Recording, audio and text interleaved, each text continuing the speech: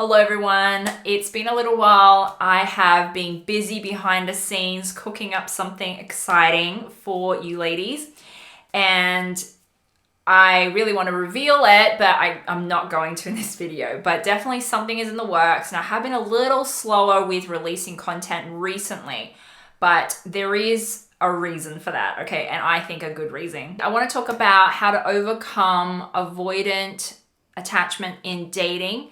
Someone made a comment about this the other day, and I thought that was interesting because most people want to know how to overcome their anxious ways in dating.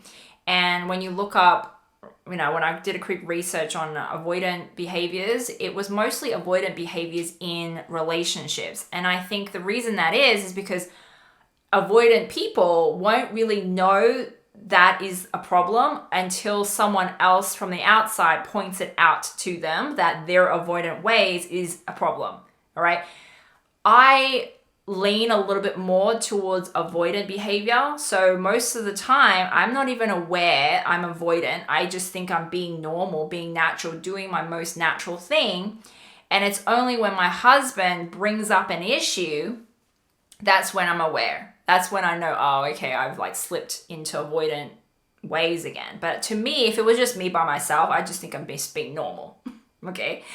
And again, I also want to point out that I think avoidant behavior and anxious behavior are two sides of the same coin. So if you are avoidant, you're probably anxious as well. It's just that you're much more aware when you're anxious because you can feel the anxiety in your body, and it's very obvious when you're anxious.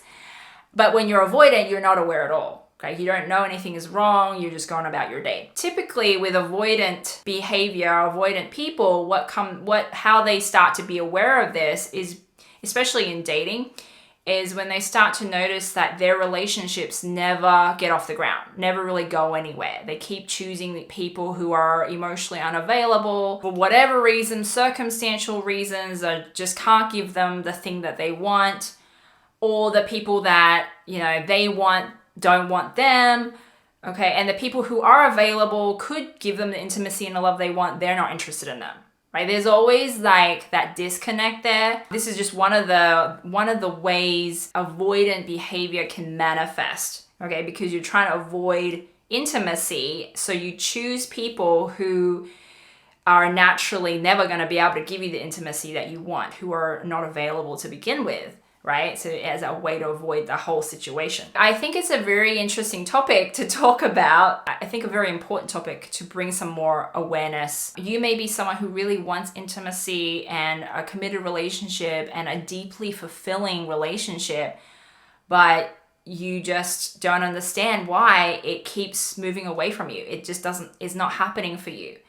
And because you don't feel this constant super sense of urgency to solve it, you're not always anxious about it, you're just a lot of the time avoiding dating, you just kind of get this sense that, okay, I can really go on for the rest of my life this way, avoiding it, right? And be okay, but then I'm never going to really be in the relationship that I want either, right? So there is an internal dissatisfaction that comes out, that may not be triggered from a man, but it's triggered just from you being aware of this pattern of yours, okay? And it is a problem, right?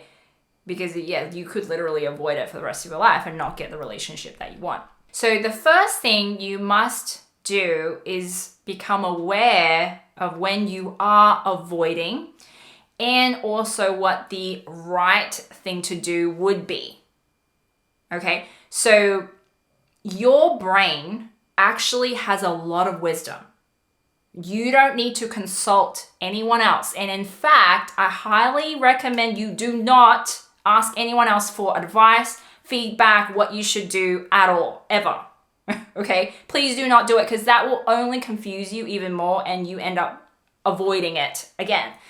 So please ask your own brain, because you will know when you are avoiding and what the right thing to do is. And when I say the right thing to do, that is the next thing to do, the next action that moves you towards intimacy. Okay, so avoidant people and anxious people are both symptoms that come from the same root problem, which is a resistance to being vulnerable, to moving towards intimacy and true connection in a relationship.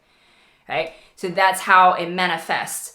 So you already know, your brain knows which action will move you closer towards intimacy. That is how it knows to avoid it. Okay, this is why I don't want you to ask other people what to do.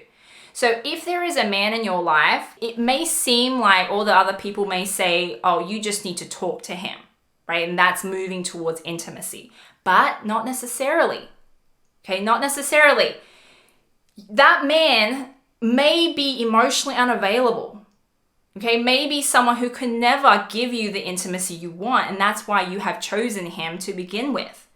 So this is why you have to consult yourself. You will know whether, the right thing to do would actually move you towards intimacy. So it may be a no. It may be talking to this man may not move you towards intimacy.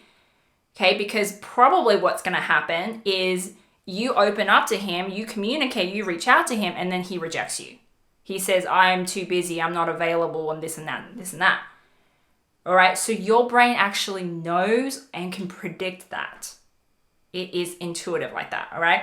So maybe the right thing to do would be to move away from that guy and move towards the guy who will actually be available for you and give you the intimacy that you want. And you have to be really careful, right? You have to be careful and be highly onto yourself, because what I see women do is they will like listen to other people, and other people say, well, you just need to talk to him and open up to him. And so they all like get all pumped up about it, and then they get rejected. And they think that they're being vulnerable, they're doing the right thing, but in fact, what they're actually doing is they're failing ahead of time. Okay, they're putting themselves in a situation to fail, to be rejected, and that is not being vulnerable. That is actually the opposite of being truly vulnerable. To be truly vulnerable, there has to be a level of positive expectancy. There has to be an actual chance that the person receiving it is also willing to be vulnerable with you, is also able to receive you. Okay, there has to be a decent amount of chance for that to happen if it's true, if you are truly being vulnerable. Okay, it does not count if you be vulnerable with the guy who has a high chance of rejecting you because he already told you from the beginning he's not available, he's married, he has an ex who's into him, or he's into an ex or whatever, right? Like there will be signs already in there that there's a higher chance that he could reject you and he will not be able to, let's say, accept your vulnerability. You don't ever want to do that, because that's only going to kill your self-esteem more, right? You will go down the spiral, and that's very demoralizing. Okay. The second thing, when you are being vulnerable, it will feel uncomfortable. And what you want to do is allow that feeling in. You want to open your arms up to it. Okay. And just breathe into it. Okay, what you don't want to do is resist it. Okay, try to white knuckle through it. You're tensed up, because that is like our natural human reaction when we sense a threat or like a dangerous situation, or something bad could happen. We naturally tense up. We naturally want to shut down and hide and run away. Okay, so you want to intentionally move and open up to that feeling and just breathe into it, relax into the feeling of discomfort. That's a very, very important step. And the last step is you want to do the unnatural, uncomfortable thing and do that over and over and over again. But essentially, you're going to train yourself this process of feeling uncomfortable and doing it anyway, feeling uncomfortable and doing it anyway. Provided you are doing the right thing that moves you towards intimacy, true intimacy, and you are truly being vulnerable and not just like self-sabotaging and just doing the easy fail, right? The failing ahead of time thing, right? Picking a man who has shown you along the way he is capable of opening up to you. He is capable of being available, emotionally available, ready for you, ready to be vulnerable himself in all kinds of ways. Opening up to that person, feeling uncomfortable with that person, doing all the intimate actions towards that person. And then you want to do that 100 times, over and over and over again, okay, for the rest of your life. Okay, and if you keep doing that, then you will eventually build a much deeper, richer, more fulfilling relationship. That is how every single person, by the way, does it. Every single person who has a deeply fulfilling, satisfying relationship, like emotionally fulfilling relationship. Every single person in that kind of relationship has had to be vulnerable. And not just one time, but over and over and over again. Because there are like levels, right? Layers to another human being and layers to you where you go deeper with someone. And when you go deeper, opening yourself up. It does get easier, but that feeling of discomfort, that feeling of vulnerability never fully goes away. So it always feels a little bit like you're running into the fire. Right? You don't want to. You really instinctually, you want to move away from the fire and get as far away as possible because you're going to get hurt. But that's exactly what you have to do. Move into the fire. Just an example from my own life, because I always lean slightly towards avoidant behavior. And as proof that avoidant people can be happily married, I have a great relationship with my husband. We have a great little family. But here's an example of how this shows up. So I still, like, instinctually always want to get away from my family. Like, I would rather spend time by myself than spend time with my family. However, I know the right thing to do is to spend time with my family. And genuinely, I want to spend time with them. I want to be with them and spend quality time with them. However, my body, right, that like my natural tendency to want to avoid always wants to go the other way, right? So if my family's in the living room, I instinctually always want to go to the other side of the house and into my bedroom. Or if my husband's sitting on one end of the couch, I will instinctively want to like sit on the other end of the couch, right? That is what I normally, naturally want to do.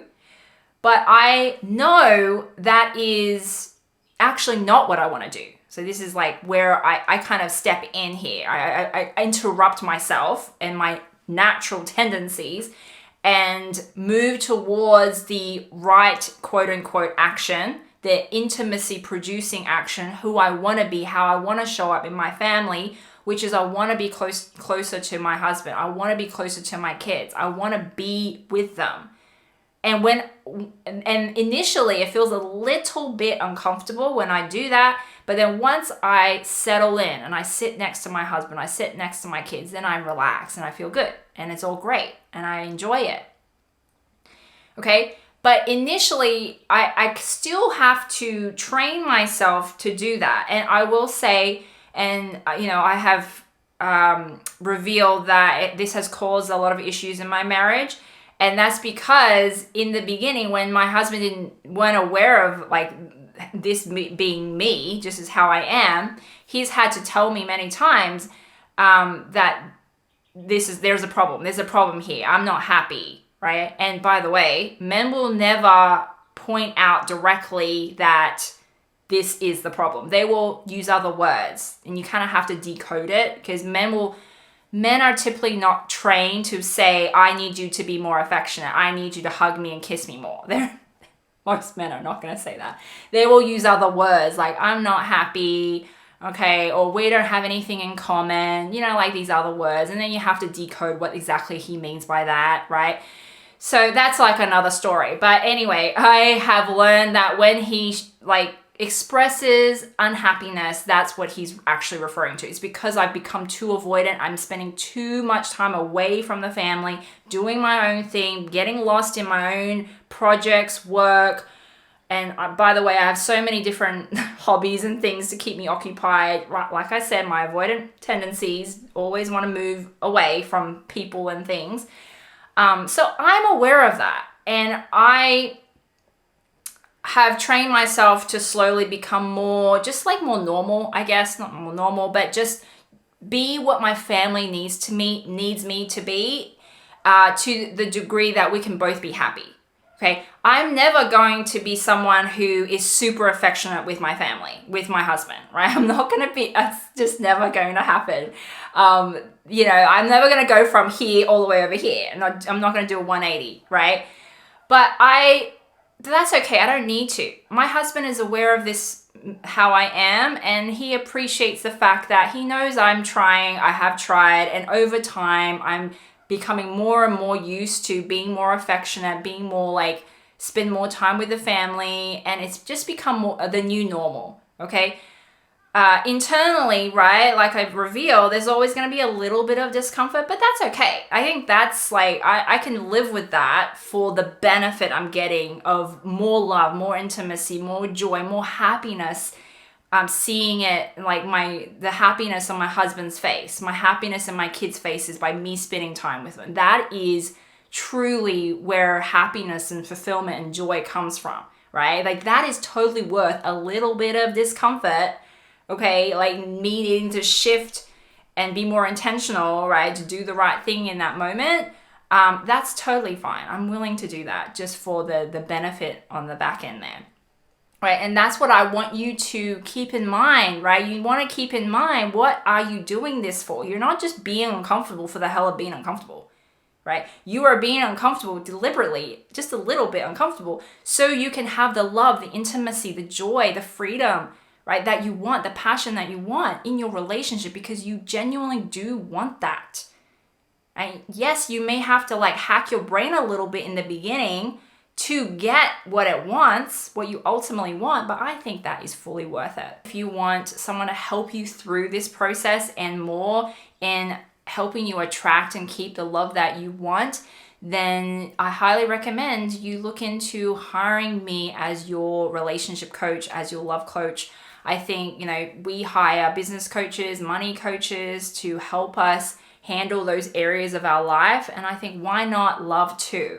Right? Love is just as important, if not more so, than, you know, your money or your career or your business, right? Like it is why we're here. It's because of love. Everything revolves around love. And I'm not just talking about like romantic love that just comes and goes. That's not what I'm talking about. I'm talking about the consistent feel-good feelings that you have, knowing that you're supported, you're valued, you feel good in your body, you feel content in your body because you're able to overcome this thing in your life and have the love you want, expand into the love that you want, have more love, more joy into your life. So that is it from me today. If you'd like to learn more about me and how to work with me, if you'd like to learn about the feminine energy, you can check out all the information in the description, where to find me there.